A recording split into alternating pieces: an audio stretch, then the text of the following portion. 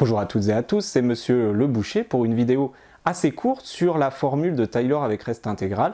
Cet exercice consiste uniquement à prendre la formule et à l'appliquer pour un peu mieux en tout cas la comprendre, l'appréhender, l'apprendre aussi puisqu'elle est assez compliquée.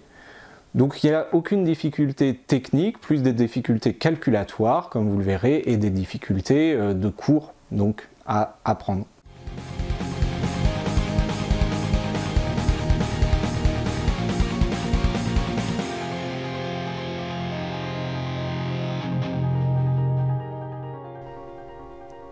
Alors dans cet exercice, l'exercice 3 avec Taylor avec reste intégral, en fait on vous demande d'appliquer le cours pour deux raisons, de voir comment ça fonctionne, et puis c'est des questions de cours qui peuvent être demandées en concours, j'ai déjà vu plusieurs fois.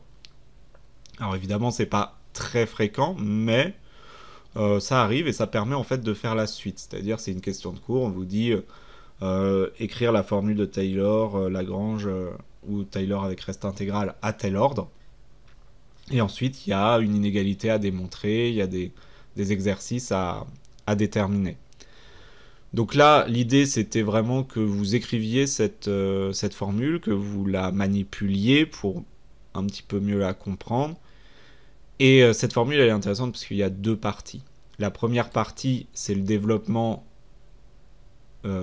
sous forme de polynomial, des f dérivés km, et qui en fait correspond au développement limité. Donc pour obtenir toute cette partie-là, par exemple avec cosinus x, eh bien, il suffit de connaître le développement limité de cosinus x. Ça va être le même début jusqu'à l'ordre 4 ici. Et puis ensuite, il y a la partie sous forme intégrale, pour dire, bon, c'est l'intégrale de x moins t puissance 4 sur 4 factoriel, donc le dernier rang du développement limité, puisque quand on va intégrer, mais ça il va falloir que vous regardiez la démonstration du théorème de Taylor avec reste intégral pour bien comprendre, quand on va intégrer, eh bien, on va obtenir le fameux x puissance 5 que l'on a. Et nous avons la dérivée par contre cinquième de f, qui était une hypothèse, évidemment, de la formule. Donc ici c'était sinus, tout simplement, puisque ça tourne. Moins sinus, donc le plus s'est transformé en moins, bien entendu. Et donc tout simplement, voilà, le but ça va être d'écrire ça, donc c'est du calcul intéressant. Pourquoi cet exercice est intéressant? Pour maîtriser la formule, pour voir qu'il suffit de l'écrire. C'est pas si facile en réalité, surtout si... alors si vous avez la formule à côté de vous, c'est pas très dur, mais il y a plusieurs difficultés. Il faut bien remplacer les choses. Déjà, ça c'est une compétence à acquérir.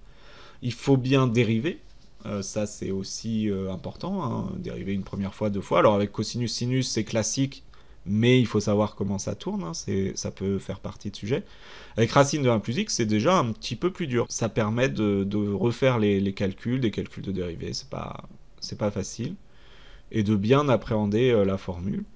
Et même chose avec donc exponentielle. Donc 3 exemples.